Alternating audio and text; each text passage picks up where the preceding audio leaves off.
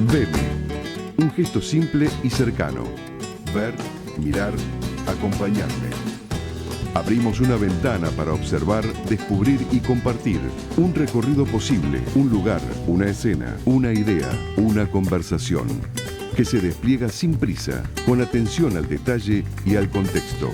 Esto es Veme. Te invito a compartir otra manera de mirar el mundo. Ah, l'amour, rue Saint-Honoré, un petit désastre. Analia a brûlé le riz, quel Vincent. La fumée monte, monte jusqu'aux étoiles. Paula, l'avocate, a sorti ses voiles du commissariat. Elle a sauvé son ami, c'est ça, la vie à Paris, ma chérie. Bienvenidos a Veme. Hoy, la pausa no es para observar el mundo exterior, sino para asomarnos a los precipicios de nuestra naturaleza. Recibimos a Julieta Strasberg. Julieta no solo escribe, ella construye portales. Con su libro Umbrales de Fuego, nos obliga a cruzar esa línea invisible donde el deseo deja de ser una idea para convertirse en una experiencia existencial. Analía, hoy dejamos la arquitectura de las ciudades para entrar en la arquitectura del alma. Paula, espero que estés preparada, porque hoy no vamos a debatir leyes, vamos a debatir los incendios que nos habitan. Julieta viene a recordarnos que a veces, para encontrarnos, primero hay que atravesar el fuego. Bienvenida a Veme. Estamos listos para cruzar el umbral con vos. Analía, el micrófono es tuyo. Muchísimas gracias, Solange, por esta bienvenida. Muy buenas tardes a todos los que están del otro lado. Hoy no vamos a hablar del mundo como algo que está afuera. Hoy el recorrido es hacia adentro, porque hay textos que no se leen, se atraviesan. Hay palabras que no se describen, encienden. Hay obras que no buscan explicar, sino provocar. La literatura, como el arte, tiene esa capacidad de corrernos del lugar cómodo, de enfrentarnos con lo que somos, con lo que deseamos y también con lo que evitamos mirar. Hoy vamos a entrar en ese territorio, el de la escritura como experiencia, como umbral, como transformación. Porque a veces, para entendernos, hay que animarse a cruzar. Por eso hoy nos acompaña Julieta Strasberg. ¿Cómo estás, Julieta? Hola, Analía, hola, Paula, bueno, hola a toda la audiencia. Muy bien, muy contenta de estar acá y habiendo atravesado esta Buenos Aires, esta capital porteña que arranca con lluvia y después nos recibe con un sol. Impresionante. Bueno, les cuento, Julieta es abogada de día, pero también es escritora, es crítica teatral, una voz que explora los límites entre el cuerpo y el deseo y la identidad. Julieta es bailarina, cantante. Julieta es una persona que se anima a expresar todo lo que tiene dentro. O sea, a expresarse ella misma a través del arte. Eso es Julieta. No sé si te describí bien, pero Julieta escribe para abrir puertas. Y para abrir puertas también está Paula Greco. ¿Cómo estás, Paula? Acá estoy para abrir las puertas en realidad de la tecnología, porque quiero que nos escriban a nuestras redes, Analía Pinto Periodista o La Vida Moderna de Analía, y si no en el canal de YouTube. Y ahora sí, buenas tardes. Buenas tardes. Muy bien, nos vamos entonces. Julieta, ¿qué les parece? Ya nos presentamos, nos vamos a un corte de unos segundos y volvemos. ¿Qué les parece? Excelente. Veme habla en primera persona, no para encerrarse en una voz, sino para acompañar.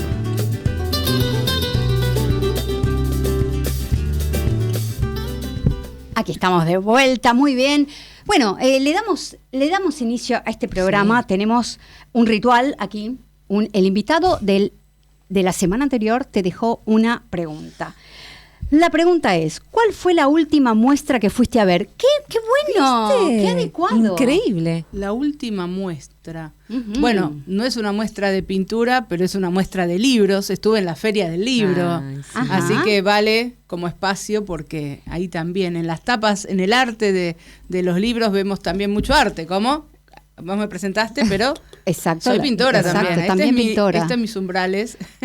Así que podría decir que la Feria del Libro de Buenos Aires, que está en este momento hasta el 11 de mayo, y pueden ir a verla, pueden conseguir entradas, hay muchas opciones, y visitar también, ¿por qué no?, el stand de Acercándonos Ediciones, Acercándonos Cultura, el 377 del Pabellón Azul, bien, que ahí es donde van a encontrar mi libro. Muy bien, está perfecto. Y cumplió con la respuesta. No, recontra cumplió, y aparte nunca más adecuada, porque por ahí, a ver, te deja la pregunta un cocinero y resulta que responde otra persona, entonces es como raro, ¿no? Pero vamos a eso. La verdad que la tapa del libro a mí me encantó, independientemente del contenido, pero me pareció fascinante. Cuando ella me lo mostró me pareció fascinante, y la primera pregunta iba a eso, ¿no? ¿Cuánto hace que estás con esto del arte? No con la escritura, sino con el arte. Sé que cantás muy bien. Gracias. Claro, porque te escuchamos cantar. Sí.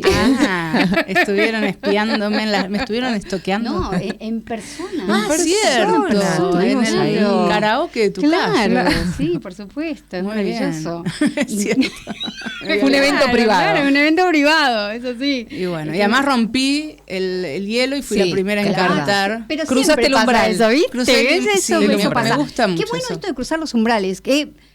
Empezamos por el arte de tapa. Esta es la tapa, miren qué maravilla.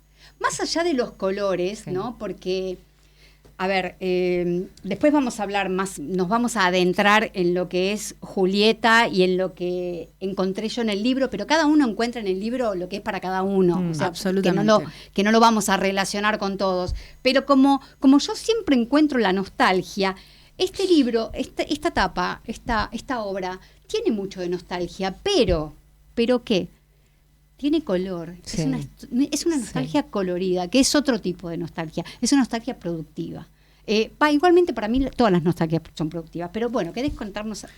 Sí, quiero responder también a Paula de cuándo empezó esto, y esto de la nostalgia productiva y la tapa, que creo que de alguna manera está todo vinculado, ¿no? Porque, a ver, en esta tapa vemos una especie de niño o personita ahí hecha un bollito como en posición fetal, remitiendo a lo que es algo infantil, algo de abrigo, a una interioridad, y de hecho está como en un espacio circular que podría ser uterino, cavernoso, interior, y un poco está asediando, pero no desde un lugar del temor, sino desde presencias que están ahí, luminosas, coloridas, pero inquietantes, ¿no? Y de alguna manera, cuando vos me preguntás desde dónde arranca Julieta Artista, porque es un conjunto de expresiones y de modos de contar lo que uno vive, lo que ha atravesado y lo que lo habita, ¿no? Fue de muy pequeña, por eso este libro está dedicado a mi infancia, ¿no? Es como a raíz de todas esas huellas, esos restos, esos umbrales cruzados, o umbrales en los que uno esperaba entre el entrar y el salir, ¿no? Ahí empecé, bueno, con la pintura. Yo me acuerdo ya de muy chica, era el tema del dibujo y la pintura. Después comencé a ir a talleres como con Graciela Mendoza y con otros profesores, pero ya también, insisto, siendo muy chica.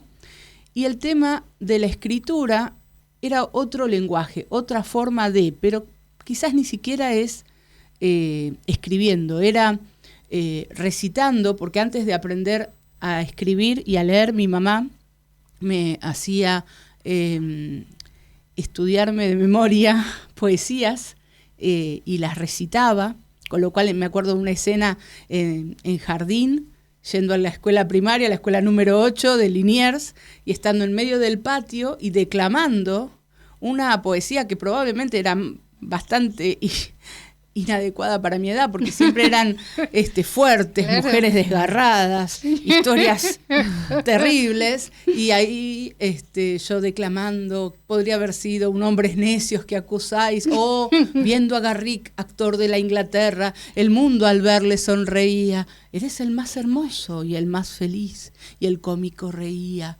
víctima del spleen, los altos lores. Bueno, y esas cosas, mi mamá me explicaba que era el spleen, y me leía poesía universal, porque era lo que había en casa, no hay una gran biblioteca. Claro. ¿A qué se dedicaban tus maravilloso. papás? Mira, mi mamá era vendedora y mi papá era consultor de recursos humanos, pero mi mamá escribía poesías, escribía cosas, en esa época estaba medio triste, vamos a decir, y yo digo, hacía migajas con lo que escribía de día, hacía amiguitas de noche, porque los rompía. Mirá. Entonces, de hecho, eso está en una de las historias en Tamborileo del Génesis, ese Joaquín está ahí con esa mamá que escribe poesías y, sí, que le quedaron pregnadas ahí una Pizarnik, una Olga Orozco, esas autoras que, una Storni, con finales un poco trágicos y vida fuerte, ¿no?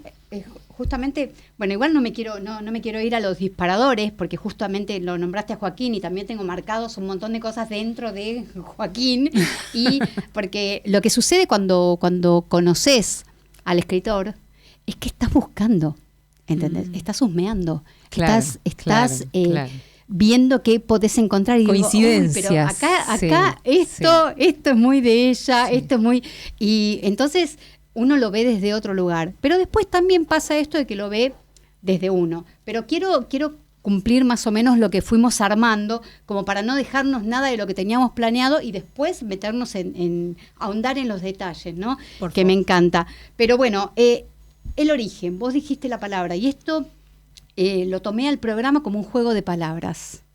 ¿Por qué? Porque tiene que ver con eso. Primero por la literatura y aparte por el formato en el que escribís, que tiene que ver con esto de jugar con las palabras. Jugar con las palabras está relacionado también con esto de que vos declamabas sin saber de qué se trataba, pero vos ya estabas declamando. Está bien que estamos hablando de otras épocas, donde nosotros jugábamos con la poesía, y es algo que por ahí hoy no es tan común, sí, tan habitual, porque incluso hasta parece que es destrozar el cerebro de los chicos, pedirles que aprendan algo de memoria. Y la poesía es eso, si no es memoria no es nada, porque la poesía es memoria. O sea, si no respetás las rimas, si no respetás los versos, si no respetás...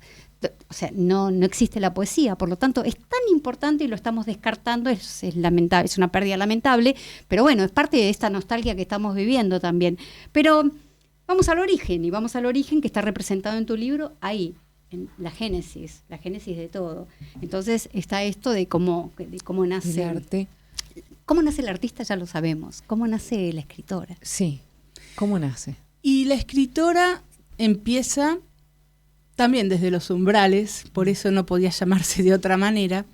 Yo era pequeña y siempre tuve que esperar, hija de madre separada, muy temprano, con poca red de contención, o sea que uno no escribe desde cualquier lado, uno escribe, vos hablaste de la nostalgia, una nostalgia productiva, y sí, claro, también es el espacio de la soledad y el aburrimiento. Mi mamá decía, yo le decía, mamá, me aburro. Era una frase de cabecera mía, yo me aburría. Claro. Entonces, claro, tenía que esperar 2 horas antes en la casa de una vecina que aceptaba que yo me quedara ahí calladita en el living, esperando que viniera el micro.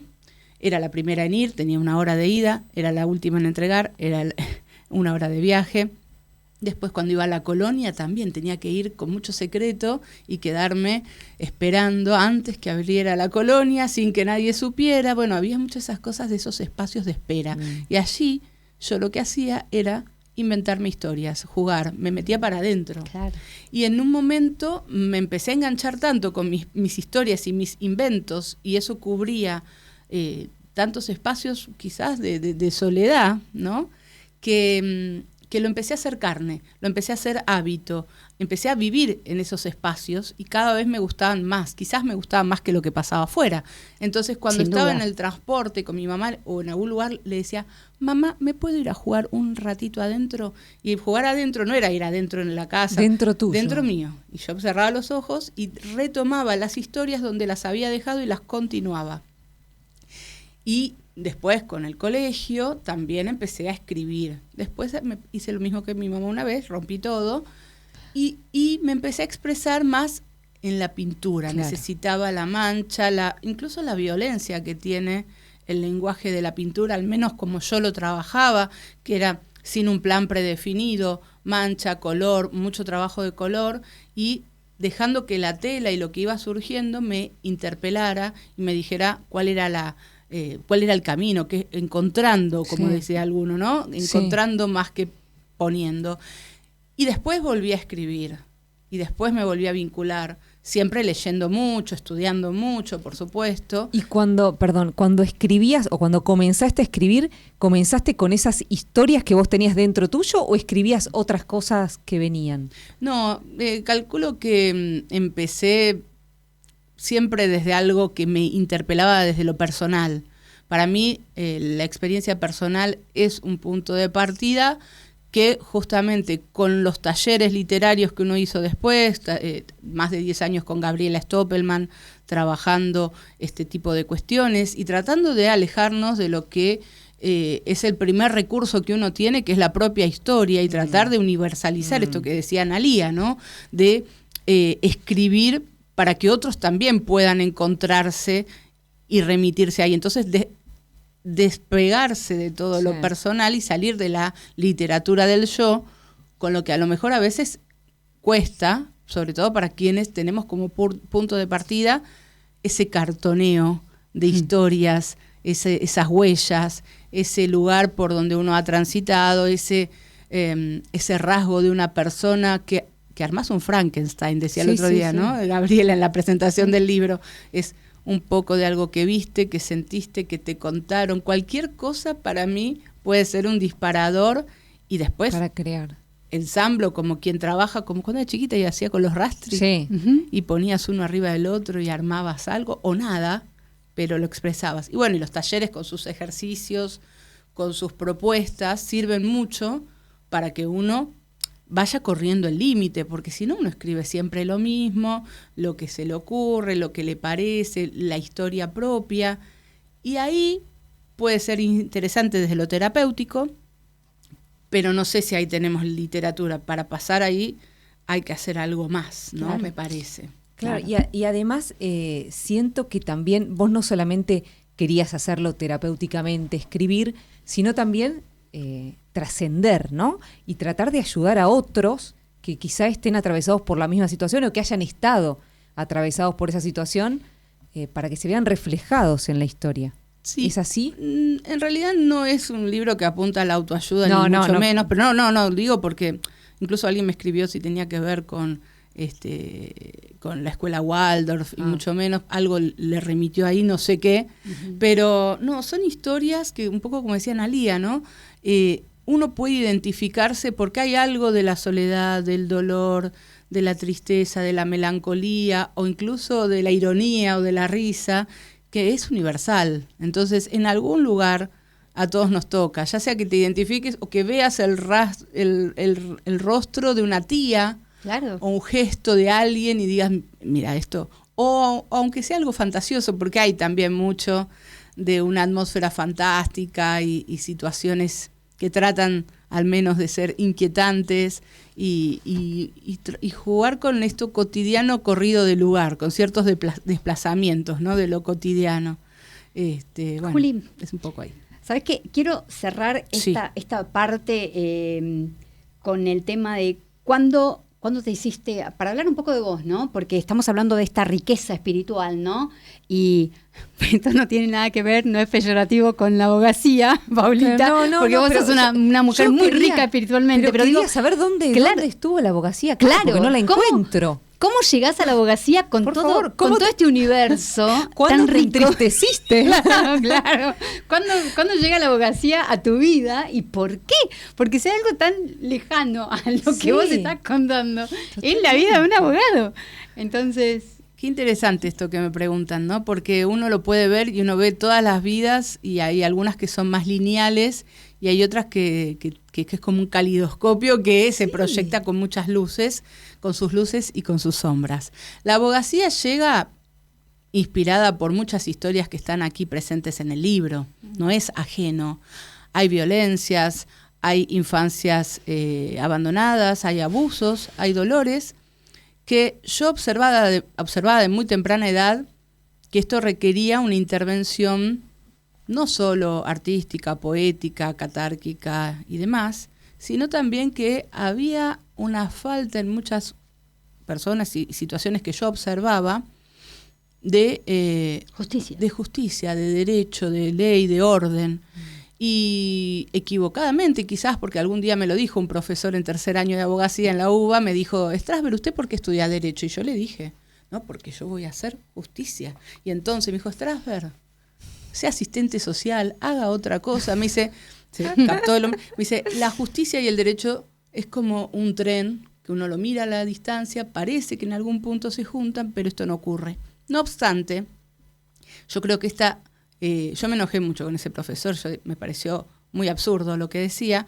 En algún momento de la carrera dije, tenía razón, y hoy, pegando un poquito la vuelta, viéndome un poco más realizada en varias de estas cuestiones, digo, no es tan así, porque necesitamos de la sensibilidad en los ámbitos de la justicia para entender la problemática humana. Yo soy mediadora, además. Sí. Entonces, las personas vienen con situaciones que son lo más importante que tienen en ese momento, sea lo que fuere, económico, sea una cuestión de pareja, de familias, lo que sea. Entonces, es el problema y necesitan una escucha empática.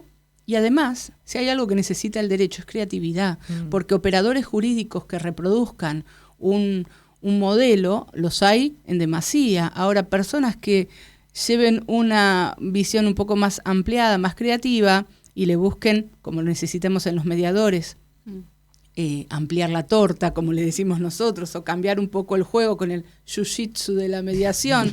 Bueno, todo eso necesitamos un poco de arte. Claro. Entonces, me parece que no está tan alejado escribir bien para los abogados. Sí. Es importante también y comunicarnos y entender la naturaleza humana, ¿no? Entonces, en algún punto todo se conecta, ¿no? Como decía Steve Jobs, esto cuando volvemos la vista atrás y decís, ¿por qué hice este curso? ¿Por qué el arte? ¿Por qué? Bueno, porque en realidad es eso, tiene que ver con nosotros. ¿Sentís que tus historias te ayudaron a entender algún cliente o alguna situación? Bueno, me ayudaron y me obstaculizaron, porque también en un punto uno se puede identificar. Y el cliente no necesita tampoco, así como necesita de la sensibilidad para entender, incluso a veces para poder ver más allá de lo que el otro quiere y buscar realmente indagar qué es lo que necesita, pero está el otro tema también, que vos tenés que trabajar sobre vos mismo, vos misma, para no identificarte, proyectar y decirle, no, vos sabés lo que vos tenés que hacer. No. O sea, hay que ser muy respetuoso con el otro, con la otra persona. Entonces, ojo con ese lugar de, no, le pasó lo mismo que a mí, no, viste, caminá la milla que caminó él en sus zapatos, en sus tacos. Qué difícil eso, ¿eh? Muy difícil, me parece que... Entonces hay que trabajar sobre uno para no reflejarse. Claro, una cosa es entender y otra es identificarse y que sea un obstáculo, no sé, padres divorciados, historias, los menores, bueno, tenés que ver todo como mediadora, construir neutralidad, construir, no estar ni de un lado ni del otro, o estar, como dicen algunos, del lado de los dos. Claro. El arte de mediar. Sí, arte de mediar. Duda. Bueno, hablando de arte, me gustaría primero, ya que nos vamos a ir a un corte prontamente, contarles cómo está dividido el libro, porque me parece que es muy interesante.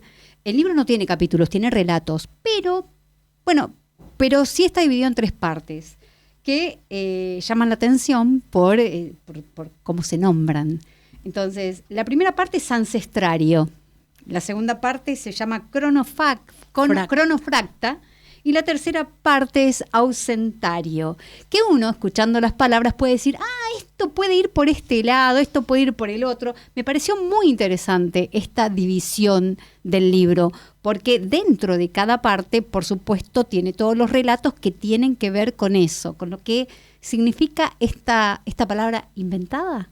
Totalmente, muchos neologismos, a partir de un ejercicio que hice en un momento en el taller de Gabriela, se me ocurrió, ¿por qué no llevarlo a los cuentos y a todos? Y armar mi propio glosario de términos adecuados para mis umbrales, para mi universo. ¿Sabés que cuando nos contabas la historia de vos pequeña, ¿no? Y esperando y creando ideas, eso de alguna manera da la traducción de por qué crea palabras. Claro. ¿No? Inventar, como los chicos. Inventar, claro, esto del juego de palabras me encantó porque Analía, claro, tiene que ver con eso. Y además el arte nos conecta nuevamente con lo lúdico y la escritura también para mí si sale de lo personal, conecta con lo lúdico, se aleja a la vez de lo personal en algún momento, puede hacer lindas producciones. Y estas palabras fueron buscando las líneas de poéticas. Este es un libro que no nació libro, nació fragmentos, ejercicios, escritos. Claro. En un momento yo dije, bueno, acá hay una constelación para armar al menos uno. De hecho, todo lo que dejé afuera, que no lo dejé porque si elegí va para el segundo, que lo estoy trabajando para ver que respire de otra manera.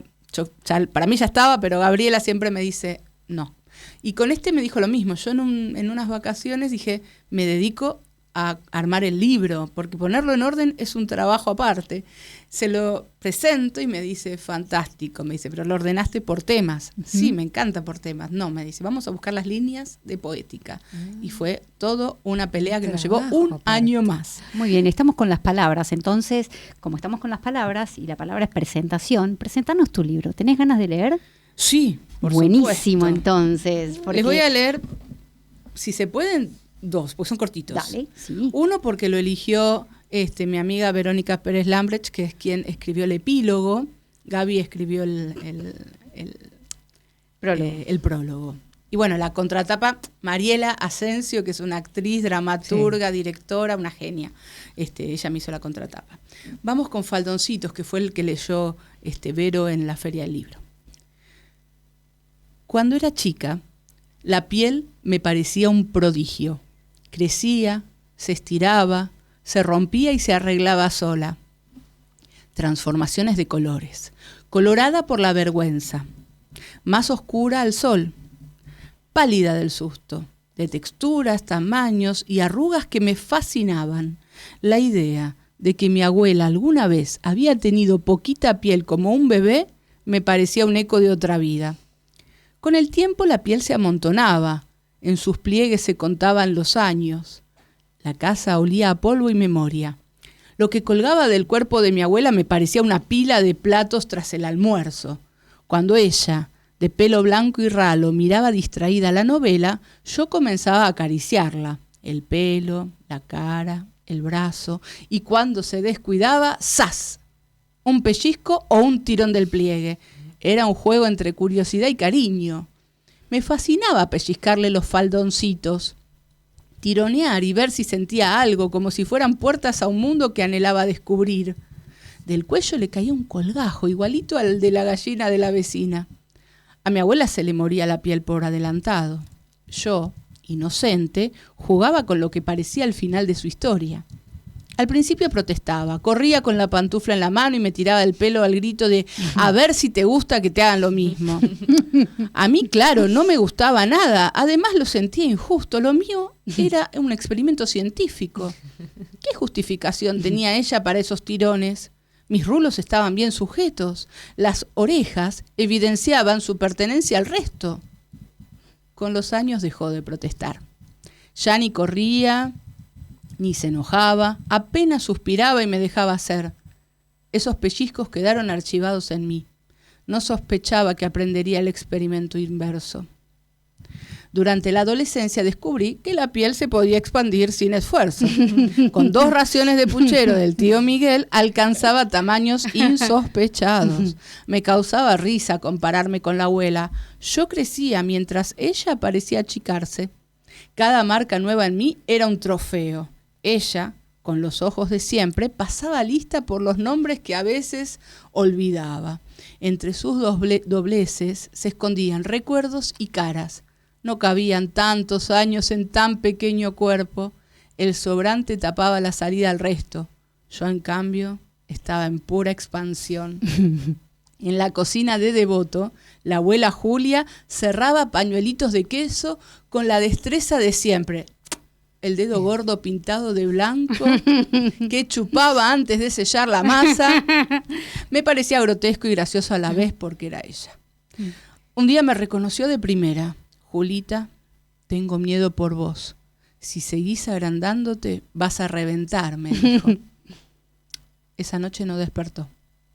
Entre sábanas y frazadas, sus dobleces se enredaron con algo del otro lado y ella siguió de largo. La velamos en un cajón pequeño forrado en seda y encajes. La sala olía a café y a flores blancas, testigos solemnes. Ella estaba en sepia y arrugada como una aceituna marchita en la caja de la pizza. Fiel a lo esperado, hice un último experimento. Cuando nadie miraba, recité un Padre Nuestro y con disimulo tiré de su pliegue bajo el cuello. No hubo reacción. Un rigor frío. Confirmé lo peor. Ella ya no estaba. Esa noche soñé con sus ojos y su miedo. Abandoné los experimentos de expansión. En 6 meses tomé el camino inverso. El cuerpo se achicó, los huesos ocuparon su lugar. Extrañamente, la piel no encogió. Y tal como le había ocurrido a mi abuela, aparecieron frunces. Mirarme al espejo fue un viaje en el tiempo. La abuela Julia asomaba en mis párpados. Tiempos después, frente a la vidriera de un local, me sorprendió el reflejo. El cogote pendía, calcado de la muerte. Pellizqué mi cuello con incredulidad para desmentirlo. Dolió. La cronosombra no era un reflejo, era herencia. Me estremecí. Hermoso, hermoso. Y las palabras que están antes, porque antes de cada cuento hay una o dos palabras que a veces pueden o no estar en el libro. En este caso, una está. Una no está y es cenibelo, que es sustantivo, perdón. Tela fina tejida con polvo de lo que alguna vez importó, semejante a las capas de polvo que guardan memoria. Y cronosombra, que sí está usada allí, dice sombra que envejece antes de que su dueño, cargando arrugas que aún no llegaron al cuerpo. Hermoso, hermoso. Y con el recuerdo de este relato nos vamos a un corte. Radio Cultura. Bájate la aplicación y escuchanos online. Radio Cultura para Android, disponible en Google Play. Linda en el pasado, linda en el presente, linda para siempre. Buenos Aires, la ciudad más linda del mundo. Si disfrutás del cine europeo, las historias intensas, las miradas diferentes y el talento del cine contemporáneo, Eurochannel te ofrece cada día una cuidada selección de películas de toda Europa, thrillers, dramas y grandes producciones actuales. Eurochannel, el cine europeo que se siente. Disponible en Flow, canal 324.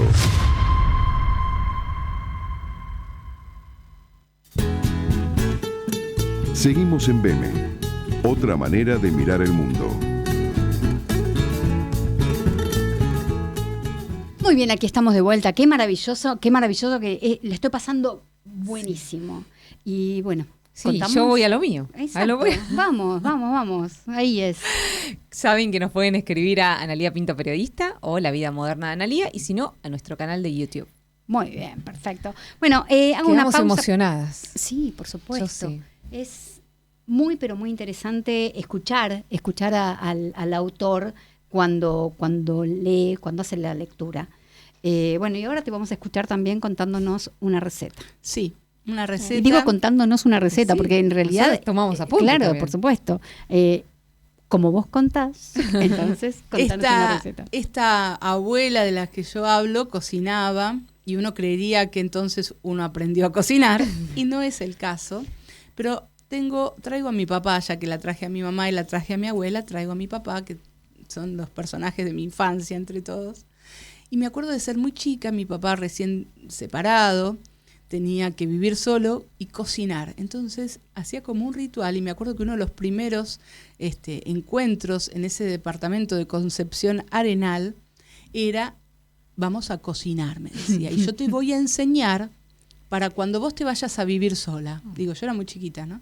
Entonces yo presté mucha atención y esa receta, la verdad es que me la llevé en mi memoria y la usé cuando me fui a vivir sola. Y me parece que es una receta salvadora para quienes no saben cocinar, quienes no quieren complicarse, pero les gusta comer rico y sanito, vamos a decir. Qué bueno. Así que la idea es que tenemos que tener zapallitos, berenjenas, y de paso si es de estación mejor porque es más barato, cebolla, ajo para quienes quieran, y no mucho más, que puede ser una sartén o un wok, para los que les guste más la onda oriental.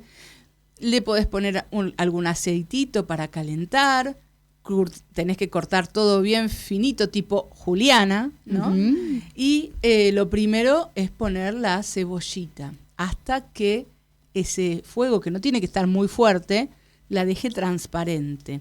Cuando queda transparente, recién ahí podemos meter el resto de los ingredientes, que es sencillo. Podemos poner los zapallitos, la berenjena, y quizás también le da mucho un toquecito rico el ají colorado, un ají morrón, cortadito también en tiritas.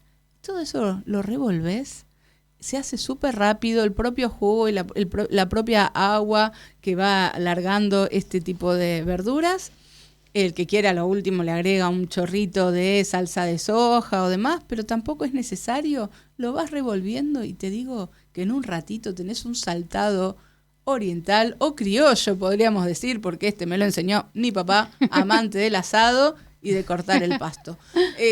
Así que bueno, se los comparto. Qué rico. ¿Qué le pusiste de sal? Berenjena. Sí, le podés agregar un poquito de sal, a mí me gusta la pimienta cayena, que le dio un picantor, pero en esa época mi papá era nada más agregarle el ajo si querías, claro. Y sal. Lo que pasa es que, claro, con el ajo ya está, ya tiene todo. Ahora, lo del agregado de la soja es más actualizado. Claro. Ayornado. En ese momento yo ni siquiera recuerdo que usáramos salsa de soja para algo. Acá no. Claro. Pero bueno, qué buena receta, súper fácil. Viste que parece que... Bueno, igual, lo más difícil de la receta es el corte, Juliana.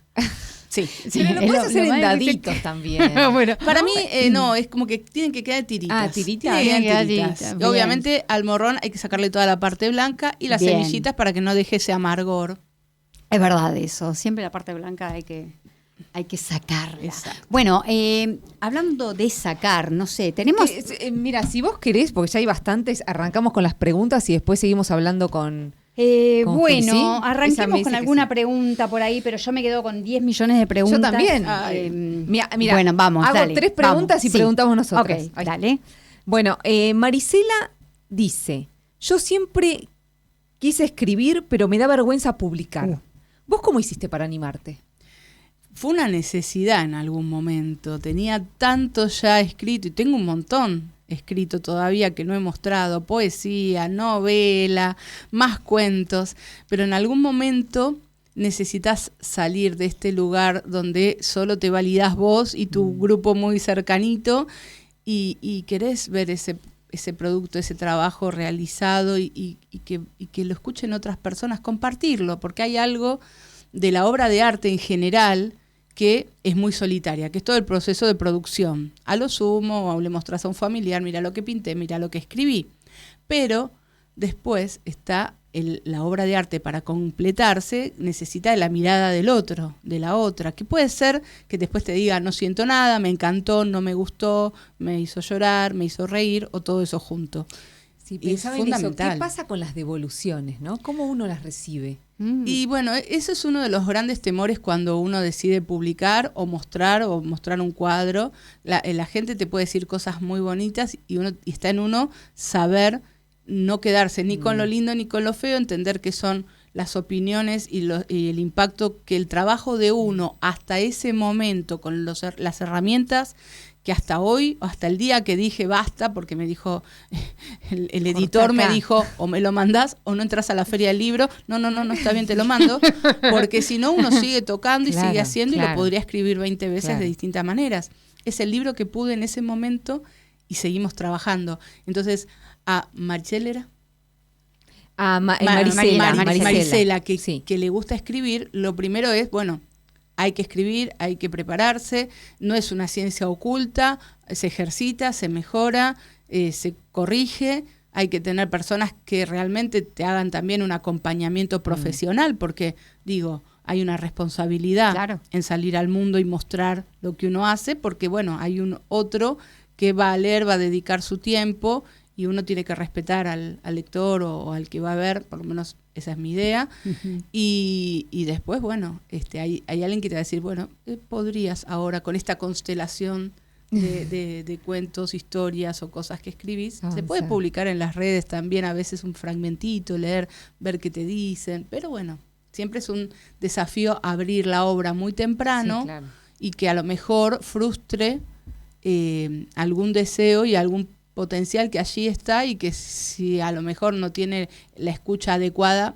Claro. Esto es muy interesante igual. Esto es muy interesante, poner en el otro también cierta responsabilidad, ¿no? Que es la que tienen los editores, pero por ahí si uno antes de llegar al editor tiene la persona confiable, está buenísimo eso, ¿no? Porque, bueno, también es cuidar el trabajo del otro, ¿no? Total. Es entregarse a los profesionales. Continuamos. Y me gusta o no me gusta, porque también alguien te puede decir, no me gusta, pero está fantástico. Pero claro. Elsa de Boca Ratón, que siempre nos escribe, pobre. ¿Se puede vivir del arte en Argentina? Bueno, a ver, no sé, en principio te diría, depende quién, en qué momento de su carrera, creo que es a lo mejor como punto de llegada. Pienso en otra colega, no sé, Agustina Basterrica, que en algún momento, que tiene más o menos mi edad, pero en algún momento trabajó en una inmobiliaria, de secretaria, distintas cuestiones, y un día publicó Cadáver Exquisito, escribió muchas cosas, y hoy sigue escribiendo y publicando, y en algún momento digamos, la vieron, o llega algún premio, o llega algo que hace que vos puedas. Tenemos a nuestra amadísima Samantha Schweblin, que está ganando muchos premios. Yo la entrevisté hace 10 años, pero bueno, ella en Argentina no fue, se tuvo que ir con una beca a Alemania. Claro. Entonces, en principio la respuesta sería no y depende. Claro. Pero en principio la gente suele tener otro trabajo y desarrolla su pasión en los espacios que son pellizcados y arrancados, ¿no? a los otros oficios que a lo mejor te dan de comer. Sí. Flippy de Pacheco. Sí. Veo que hay muchos abogados artistas. ¿Es normal que los abogados se hagan artistas? Y por algún lado tienen que escapar. Yo creo que también la abogacía es una profesión que es muy vocacional para mucha gente que dice quiero ser abogado. Hay otra gente que llega a la abogacía por cuestiones familiares y mandato y continuar. Y hay otras personas que tienen la vocación artística de lo que sea, porque tengo muchos amigos que son abogados y que además son cantantes, guitarristas, músicos, cantan lírico u ópera, actores, escritores. Entonces hay algo de que se llega a esa carrera a lo mejor, pero se tiene otras pasiones, entonces no es como un universo. Igual las personas no somos... No, una sola cosa, claro, no, para nada. Somos muchas cosas. Sí. Alberto Vicente López dice, muy bueno el cuento, me conmovió, felicitaciones. Gracias, a mí también me conmueve y me dificulta. Me preguntaba Analía, me preguntaba Paula, ¿cómo hiciste para no llorar? Bueno, creo que es una de las primeras veces que lo puedo leer y llegar hasta el final sin quebrarme. Pero algo que destaqué de la lectura cuando lo ibas haciendo es que también tenés la posibilidad de bajar, yendo con la lectura hasta el llanto y de quebrar al lector, y de golpe sale algo risueño, ¿no? Entonces te rescata de esa tristeza. Así es. Es hermoso eso. Ese juego que tiene que ver, si se quiere, con una musicalidad, eso es la música, y también tiene que ver con la poesía en un punto, de generar ritmos, de generar matices, porque no puede ser todo igual todo el tiempo. Entonces necesitas que el otro respire, porque lo estás ahogando, lo estás llevando a un punto de quiebre con algo. Claro. Y tenés que, para mí, hay que aflojar un poco. Por eso en este libro también tienen momentitos donde hay pequeñas poesías, después de cuestiones que son fuertes, que a lo mejor el lector necesita. Claro, para el lector que lee de un punto al otro, como Analía, porque uno puede agarrar este libro y leerlo desde cualquier lugar. Me interesó un título, voy y leo eso. No hay una lectura lineal. Justamente es más fragmentada, como decía Mariela Asensio en su contratapa. Pero para el que lee lineal va a necesitar espacios de descanso, respirar, claro. ¿no? Sí. Y ahí alguna poesía, algún haiku, algo pequeño. ¿Querés contarnos? ¿Te cuento otro? Claro. Les voy a contar otro. Otro cuento piden acá. Otro cuento, sí. Uno más pequeño y menos así, más universal, porque hoy hablaron de la arquitectura de las ciudades. Creo que dijo nuestra IA. Sí, Solange, que le mando un saludo a Solange porque dice, qué linda. Buen día, llegó la alegría del buen gusto. Llegué yo, dice Solange. Sí. Bueno, está muy bien. Qué linda, se dice a sí misma. Sí, es amorosa. Se ama. Es muy importante eso. Si te amas tanto, igual no sé si escribís tanto. Me parece que el arte necesita, ahí cuando vos preguntabas, Paula, y también Analía, de dónde llega, una vida muy lineal, una vida muy perfecta, satisfactoria, donde todo cierra, probablemente no sea buen caldo de cultivo, hablando de recetas, para el arte, en general, creo. La que no cruza, no es que tenga miedo, es que el agua sabe mi nombre. Amanece y la gotera cambia de sitio. Ayer sobre la hornalla, hoy sobre el umbral. Yo muevo el balde como quien cambia de idea, no sirve. La gota insiste en mi frente aunque yo esté a 2 metros. Camino la casa con paso de circo pobre, piso en falso, baldosa traicionera y el aplauso sordo del charco. La radio promete cielos variables, el cielo se ríe. Salgo, vuelvo. La vereda me nombra con voz de zanja. El colectivo, barco torpe, el kiosco, faro sin bombilla.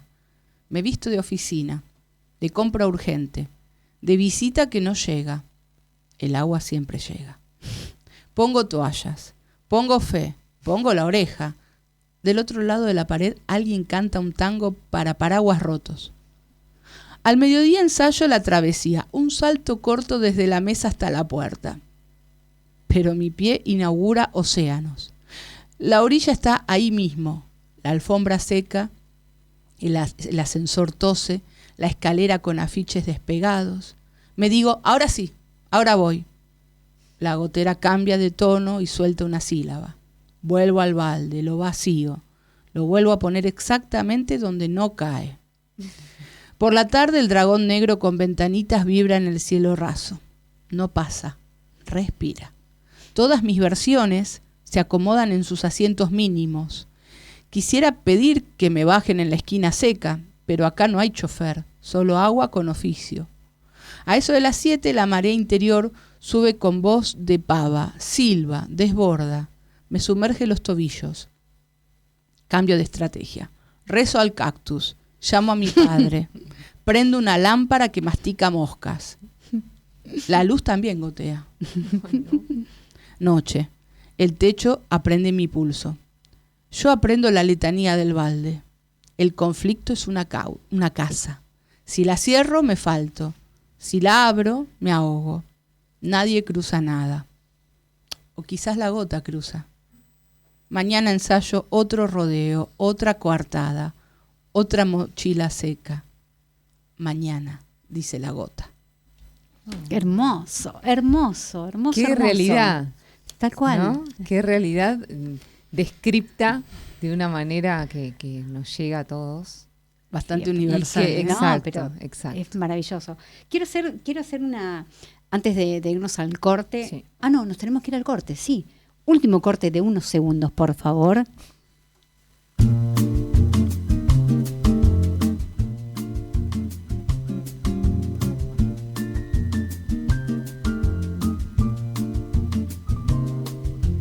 La ciudad se encoge tras el vidrio. El mercurio busca el fondo del cristal.